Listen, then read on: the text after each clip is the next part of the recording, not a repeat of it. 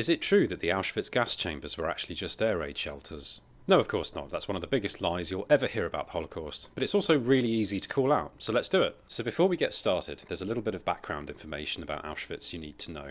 Auschwitz wasn't just one camp, it was an enormous complex consisting of 3 primary camps and around 40 sub-camps. There were 5 crematoria buildings in total, each containing gas chambers. Crematorium 1 was at Auschwitz I, the Auschwitz main camp, and this was the administrative centre of the whole complex and generally housed political prisoners and Soviet prisoners of war. And from left to right, top to bottom, crematoria 2, 3, 4 and 5 were at Auschwitz II, the Birkenau death camp. The claim that the Auschwitz gas chambers were air raid shelters has 2 origins. The first one relates to the fact that Crematorium 1 at the Auschwitz main camp was indeed converted to an air raid shelter in late 1944. But this conversion took place more than a year after it stopped being used as a crematorium and gas chamber, which was in June 1943, once construction of the Birkenau crematoria had been completed. So it's not correct to say that this building was just an air raid shelter. It had 2 very different purposes at 2 very different times, and one didn't negate the other. The fact that it was used as an air raid shelter in 1944 doesn't change the fact that it was used as a gas chamber in 1941, and that men like SS Untersturmführer or Second Lieutenant Hans Stark literally admitted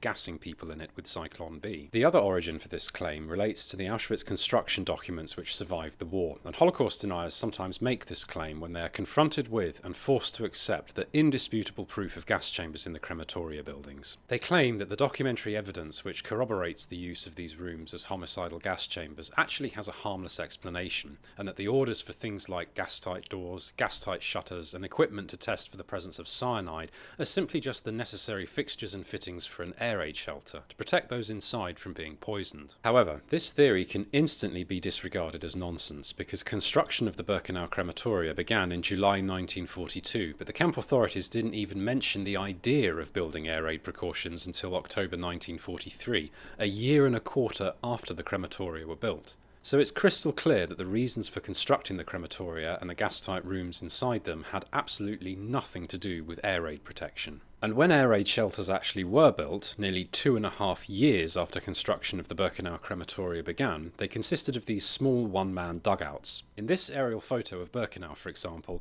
you can see that they were placed around the perimeter of the camp.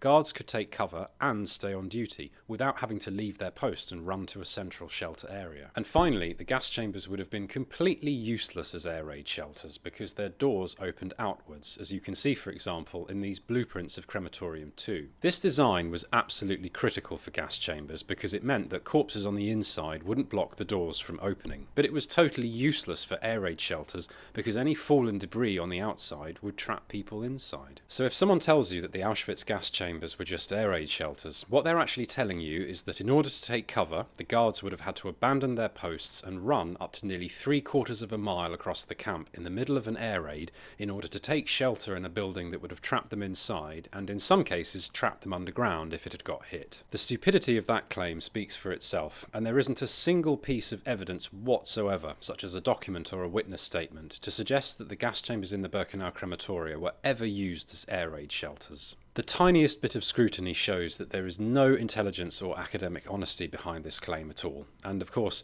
like all Holocaust denial theories, it doesn't do anything to explain why 1.1 million people disappeared following their deportation to Auschwitz and what happened to them if they didn't lose their lives there.